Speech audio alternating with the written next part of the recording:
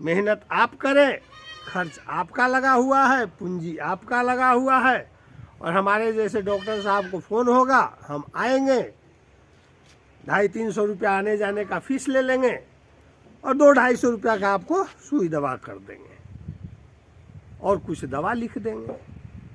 अब आपकी बकरी स्वस्थ नहीं हुई तो फिर बुलाइए कल।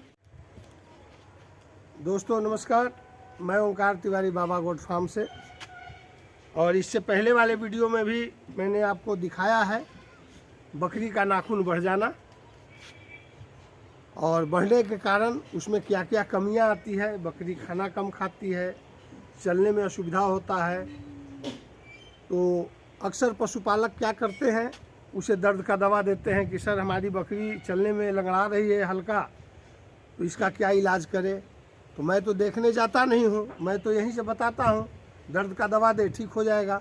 और होता भी यही है, दर्द का दवा दिए, बकरी को राहत मिल गई, बकरी खाने पीने लगी। लेकिन पुनः 5-6 दिन के बाद, 2 दिन के बाद, 4 दिन के बाद पुनः उसी स्थिति में आ जाती है और पुनः दवा देते हैं, पुनः ठीक हो जाती है। और ये सिलसिला चलता रहता है। और ये सिलसिला जो है, दर्द का दवा दिए, ठीक हो गया, फिर हो गया दर्द, फिर ठीक हो गया, लेकिन उसके बॉडी पे प्रभाव पड़ता है। कोई भी दवा खाते हैं तो उस पर उसका साइड इफेक्ट कहीं ना कहीं होगा ज़रूर।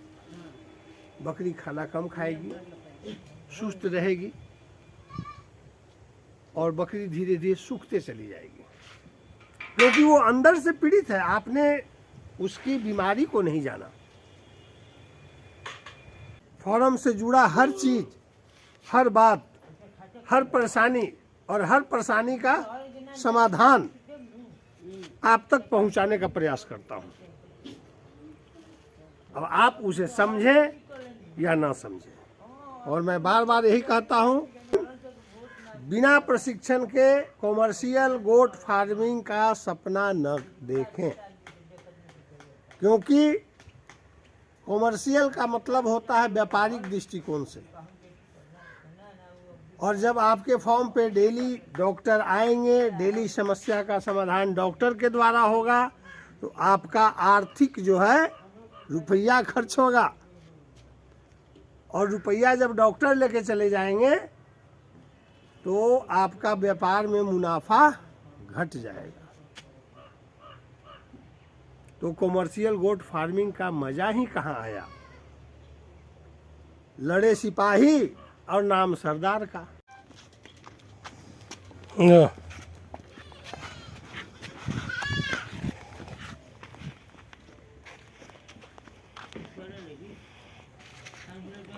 दोस्तों आज हमने इसका खूर का कटिंग कर दिया है और ये अच्छे ढंग से चलने लगी है, जैसा कि आप देख रहे हैं।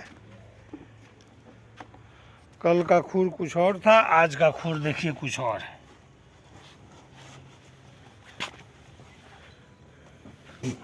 पैर उठाओ, देखिए इसका खूर आज कटिंग हो गया। जो आपको गंदगी हमने दिखाया था पिछले वीडियो में, अगले सीन में, उसको आज कटिंग कर दिया गया है। और ये अब बाकायदा ढंग से पैर बराबर करने लगी है।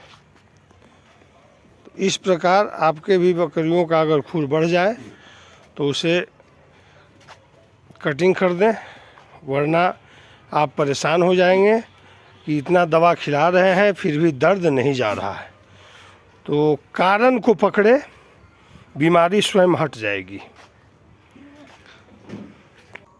जब मैंने जाना कि हमारी बकरी का खूर बढ़ गया है तो उसका निदान कैसे हो, अब हम इस विषय पे आते हैं। तो मेरे हाथ में जो आप ये देख रहे हैं, इसको नेल कटर कहते हैं।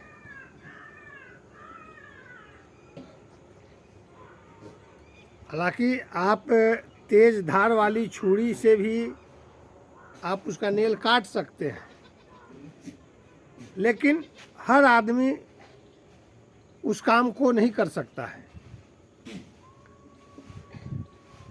जिसके लिए आपको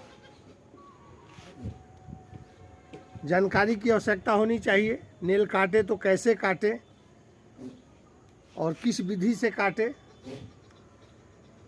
नेल काटने का वास्तविक क्या बोलते हैं उसको अनुपात, कहाँ तक हम नेल काट सकते हैं। कहीं ऐसा ना हो कि नेल काटने के जगह पे हम ज़्यादा दबा के काट दें कि उसका ब्लडिंग चालू हो जाए। आमतौर से जैसे आप अपने नाखून को काटते हैं कोई ब्लेड से, नेल कटर से जो काटता है वो तो लिमिट काटता है, उसमें नुकसान नहीं होता है, आपको कष्ट नहीं होता है। लेकिन जब आप ब्लेड से नाखून काटते हैं तो अक्सर क्या होता है, ब्लेड कहीं ज़्यादा दब जाता है तो हमारे उंगली का जितार कट जाता है और वहाँ से ब्लड आने लगता है। 1-2 दिन तक काफ़ी दर्द होता है, उसमें धूल मिट्टी जाने का खतरा लगता है, पकने का खतरा हो जाता है। तो सेम यही विधि बकरियों में भी है।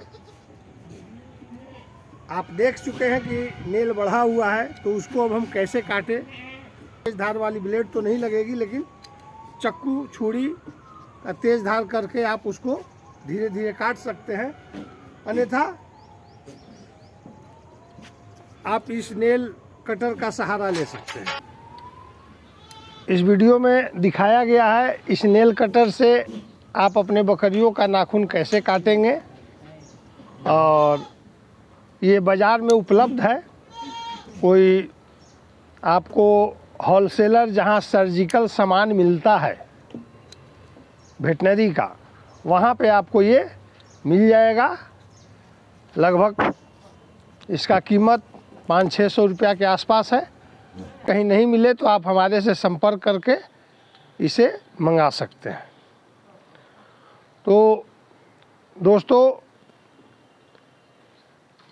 नेल कटर वहीं पे इस्तेमाल होता है ज़्यादातर, इसका ज़रूरत वहीं पड़ता है जहाँ पे बकरियाँ स्टॉल फीड पे ज़्यादातर रहती है, क्योंकि एक ही जगह पे रहने से, सीमित जगह में घूमने से फिरने से उन बकरियों का नाखून बढ़ जाता है, घिस जाता है, और घिस करके क्या है वो नाखून अंदर की तरफ या बाहर की तरफ मुड़ जाता है। कई बकरियों का नागड़ा जूता जैसे होता है, आगे वाला जूता, उस तरह से भी बढ़ जाता है, और जिसके कारण उनके खूर का जो डिस्टेंस है, जो प्राकृतिक के अनुकूल बनाया गया है, इस तरह से फटा हुआ जो रहता है वो इस तरह से हो जाता है।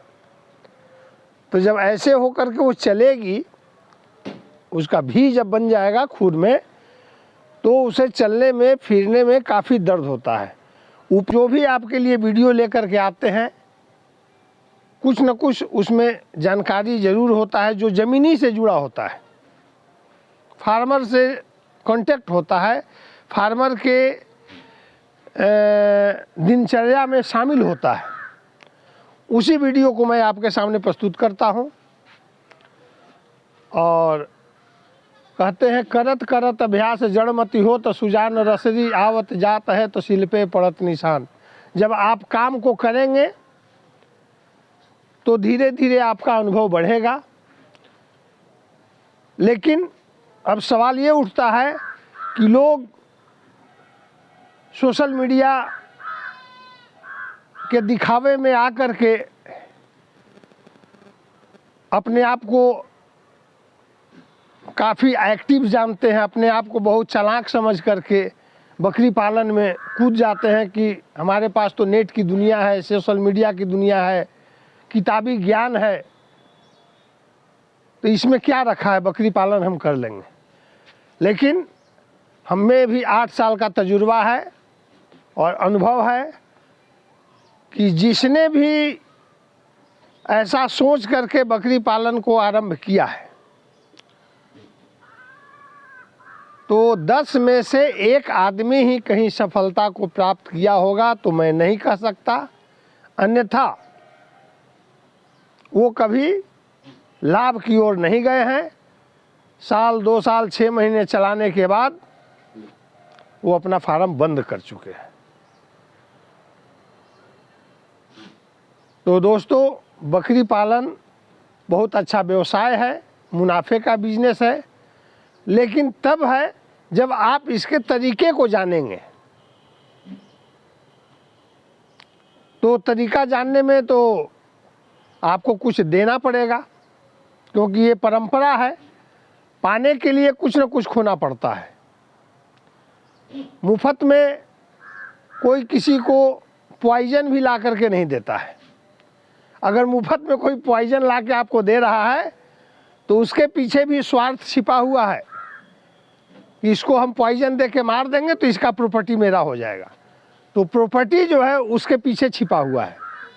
तो दुनिया ठग बैठी है ठगने के लिए। अब काबिलियत आप में है, ठगना चाहते हैं या ठगाना चाहते हैं। तो दोस्तों, ये वीडियो आपको कैसी लगी? जानकारी भी मैं देता हूँ और आगाह भी करता हूँ। तो फिर मिलते हैं किसी नए वीडियो में नई जानकारी के साथ। तब तक के लिए जय हिंद, नमस्कार।